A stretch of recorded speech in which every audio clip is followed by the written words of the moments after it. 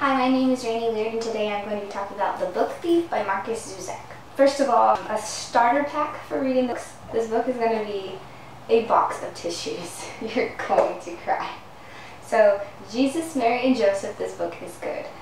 It's lyrical, it's poignant, and totally soul-shattering. A historical fiction young adult novel by Marcus Zusak, published in 2005 by Alfred A. Knopf. But I think anyone from young adult to adult will really enjoy this book. Zusak has written other books like I Am the Messenger, and all of them are reviewed really highly, even though I haven't read them yet.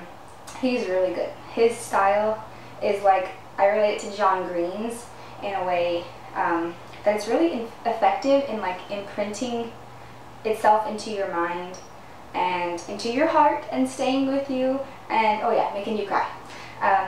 This book is really different. It's like really unique, as in it's narrated by freaking death. That is so creative. It's during Nazi Germany, and Death notes that he was extremely busy during this time. If you want a super fast read, it's not for you. It's 550 pages. It's long, but it's easy to read lots of pages in one sitting because of how it's written. It's just so good. I didn't want to put it down while reading. If you like happy endings, this book isn't for you, but you will appreciate the sweetness of the book mixed in with the sorrow.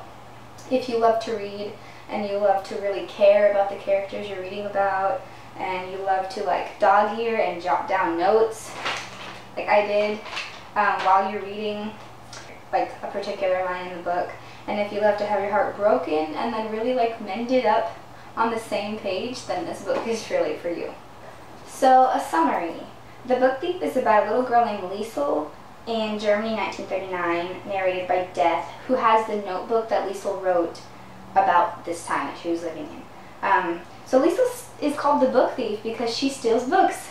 And at first it's randomly and more like in patterns, but she's never greedy. She always takes what actually belongs to her, and she's taking it back, which proves to make people kind of proud of the fact that she actually cares enough to steal it back because it's hers. And Death picks up Liesl's notebook after she leaves it amongst the destruction that was once her home, and he carries it with him. Liesl is an orphan. Germans Hans and Rosa Huberman take her in. Hans is a tall and quiet man who plays the accordion, and he teaches Liesl how to read and write. Rosa swears a lot, but she really does have a big heart.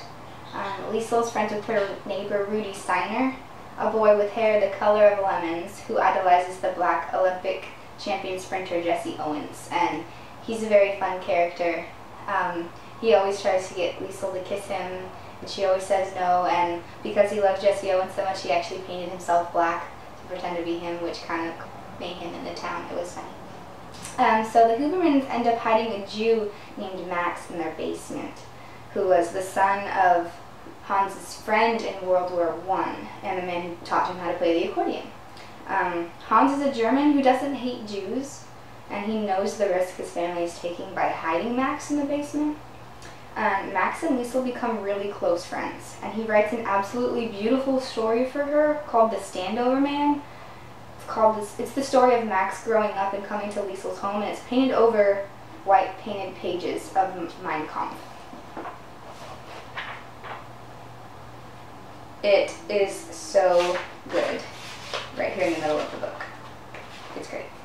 And dang, this part, like, this is when you get out your box of tissues. Oh my gosh, the little story is amazing. It's a heartbreaking story inside a story. It's beautiful storyception. Zusak shows he's a genius of writer and a true artist of words. His writing is beautifully lyrical, yet very haunting. Death is described lonely and haunted by humans when he carries their souls on his back, and Liesl is a child with a full heart even while bombs are dropping around her. But the book isn't all that depressing. It's never morbid. There's life and humor dancing throughout the pages, and the amazing descriptions of the richness of the characters' hearts is really uplifting to keep the depressing part on the down. Even Hitler's description of perfect Germans are as much at risk as dying as Jews are, so it's kind of balanced. Um, the way the book is written makes me think of a play. There are title pages for each part. So like in the beginning of a section, there's like different, it tells you like each chapter's name really. Death frequently has asides to the reader, emphasizing little details, and he's foreshadowing the end ahead of time. He's always warning you that something's bad's going to happen, so that you kind of prepare for it. The book makes me feel literally as if I'm inside a movie. It's that vivid. Just merely reading it, I can feel the actions as if I'm there. The adjectives and adverbs paint emotion really, really well. So the ending, oh my gosh, the ending. I feel as if I were on, you know, that type of camera in movies that's on like a moving rig and like dramatically circles the scene 360, like looking up at the distraught, confused actor. Yeah, the climax at the ending was very effective. The scene really came to life for me. And yes, I really cried too, so excuse me. And then Zuzak has some interview questions that he answered at the end of the book, and they continue to be beautiful masterpieces just in his like interview question answers. I rate it 5 stars, and I even added it to my favorite book section on Facebook. I've already publicly recommended it to many people, and I will recommend it to many more. It was beautiful. I have not seen the movie, but I feel that if the movie painted in my head after reading this book is portrayed better than it could be on the big screen. And that's just a book over movie person point of view. So the writing in this story. Oh my gosh, the figurative language in this book is beautiful. This part of my review is kind of a spoiler, so don't watch this part if you don't want it to be spoiled, but if you want to, it's really beautiful. So I'm going to go back to the part where I said that I kept notes of the lines that made their way into my heart, and here's some that I jotted down. So keep in mind that Death is the narrator when I read this part. Not that it was a living hell, it wasn't, but it sure as hell wasn't heaven either. I just loved the syntax of that part. And he described a soft, yellow-dressed afternoon. Rosa did love Liesel. It just involved bashing her with wooden spoons and words at various intervals. You disgust me, she informed him, and she hoped he couldn't see the escaped beginnings of a smile that had fallen from her mouth. Wearing his hangover and a suit, branches sliced her arms. The taste of Christmas needles chimed inside her lungs. There was also a great longing to tell Rosa she loved her. It's a shame she didn't say it. The human heart is a line, whereas my own a circle, and I have the endless ability to be at the right place at the right time. The consequence is I'm always finding humans at their best and their worst. I see their ugly and I see their beauty, and I wonder how the same thing can be both. Still, they have one thing that I envy. Humans, if nothing else, have the good sense to die. Either way, I must inform you that it was raining on Himmel Street when the world ended for Liesel Memminger. Michael Holtzkapelle knew what he was doing. He killed himself for wanting to live. There once was a strange small man, but there was a word shaker too. And cue tissues at this part, because the book that he writes in the middle of the book is called The Word Shaker, and it's about Max is the strange small man, and the word shaker is Liesel because of her way with writing. And that part is just beautiful. And I really don't want to give away too much, but it came to life, for real.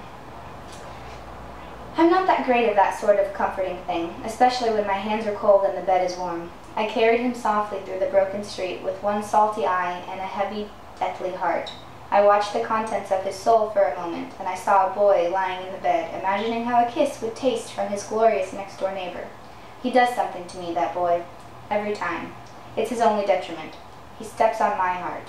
He makes me cry. If she'd seen me, I'm sure she would have called me a sakuro. She called everyone that. Imagine smiling after a slap in the face. Then think of doing it 24 hours a day. That was the business of hiding a Jew.